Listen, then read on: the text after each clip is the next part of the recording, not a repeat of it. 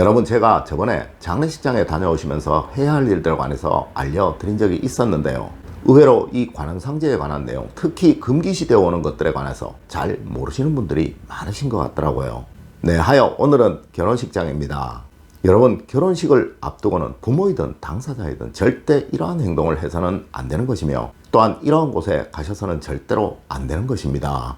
네, 대부분의 분들이 그냥 옛 어른들이 단순하게 이런 말씀을 하셨다고 생각을 하시는데요. 사실 이 속에는 너무도 엄청난 내용들이 있다는 것이죠. 여러분, 안녕하세요. 이정재입니다. 여러분, 우리 조상님들은 이 결혼을 일륜지대사라고 하셔서 우리 인간이 치르는 모든 행사 중에 으뜸으로 치셨습니다. 네, 왜 이럴까요? 맞습니다. 바로 한 사람의 후천운을 만드는 행사이기에 그러했던 거예요.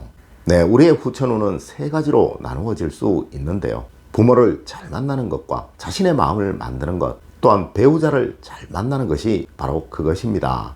여러분, 하지만 이 부모는 내가 선택할 수 있는 것이 아니죠. 또한 이 마음을 만드는 일은 평생을 두고 해야 하는 일이기에 어느 한순간에 될 수 있는 일이 또한 아니라는 거예요. 하지만 이 배우자는 본인의 선택이 중요한 것이며 본인의 의지로 선택을 할 수 있는 것이라 그 과정과 절차를 세밀히 꼼꼼히 했으며 이에 대한 과정과 금기사항 역시 많았던 것입니다. 네, 사실 현대는 이것이 아주 단순화되었으나 이 원리에 대한 무지, 절차에 대한 무지 역시 많은 것 사실입니다. 하지만 여러분, 다른 모든 것들은 무시되더라도 이제부터 알려드리는 이것은 반드시 지키셔야 하는 것입니다. 네, 그래야 여러분의 소중한 자녀, 또 여러분의 삶이 복과 운으로 가득 찰 수 있는 거예요.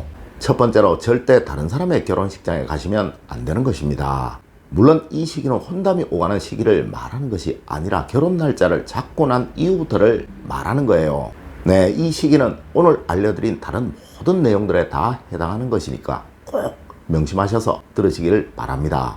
네, 하여 예식 날짜를 잡기 전까지는 어떠한 행동, 어떠한 행위를 하셔도 상관이 없으나 이 결혼식의 날짜가 고정된 이후에는 다른 사람의 결혼식장은 절대로 가서는 안 되는 것입니다.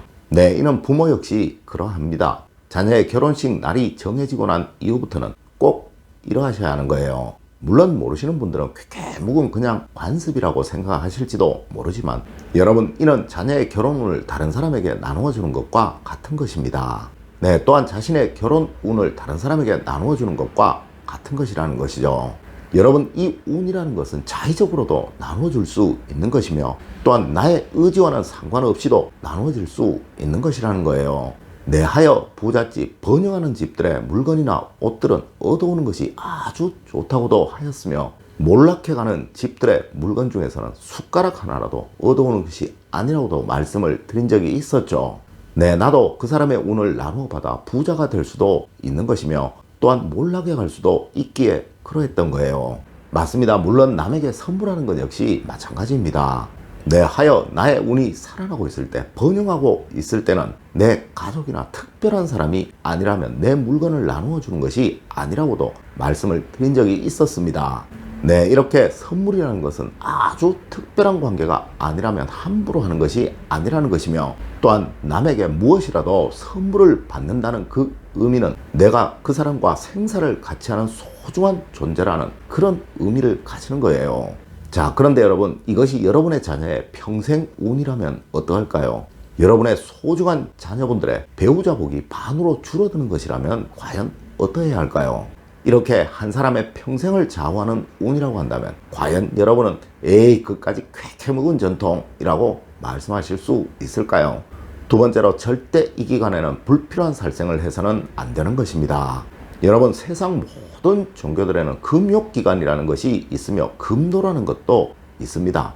네, 이는 자신이 믿는 종교의 신을 존중한다는 의미이며 이 존중을 자신의 고통으로 표하는 기간이며 방식이죠. 물론 이 결혼이라는 그 기간은 여러분의 자녀들 또 자신의 평생의 운을 만드는 기간입니다. 네, 괜히 쓸데없는 살생으로 인해 축복받아야 할 이 일에 원한을 만들 이유가 없는 것이죠.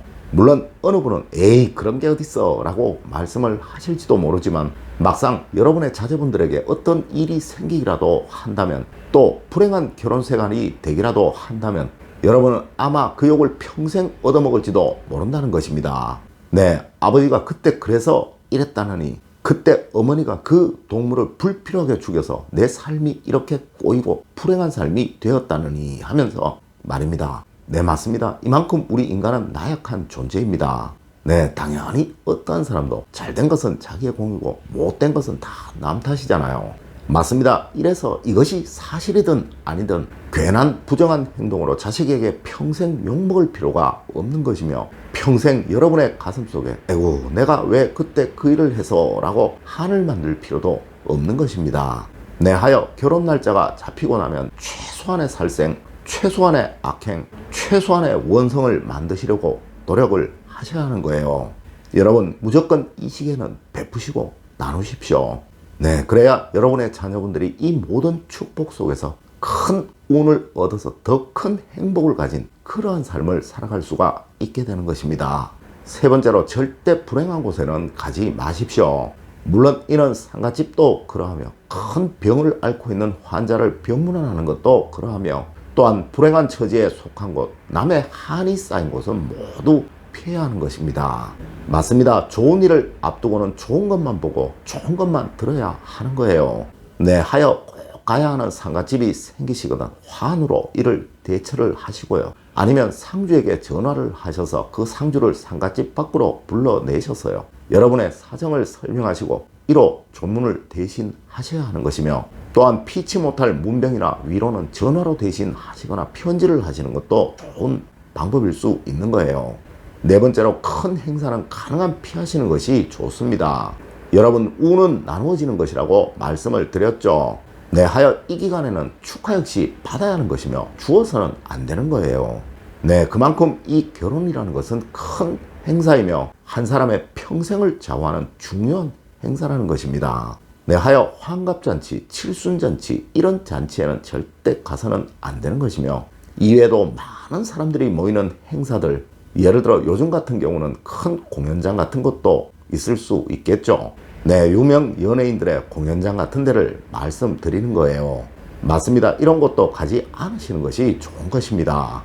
네, 여러분 자녀분들의 행복한 결혼, 축복받는 결혼을, 또 행복한 결혼 생활을 위해서 말입니다. 여러분 꼭 명심하셔야 합니다. 운은 나누어집니다. 여러분의 운들, 또 여러분의 친지분들의 모든 운들을 다 모아서 여러분의 자녀분들의 미래를 열어갈 수 있도록 이 기간에는 가능한 앞서의 일들을 자제하시는 것이 좋은 것입니다. 네, 엄숙하게 준비하시기를 부탁드리며 오늘의 이야기를 마칠까 합니다. 늘 올바른 학문과 올바른 지식을 여러분들께 전하도록 노력하겠습니다. 여러분 긴 시간 감사드립니다. 감사합니다.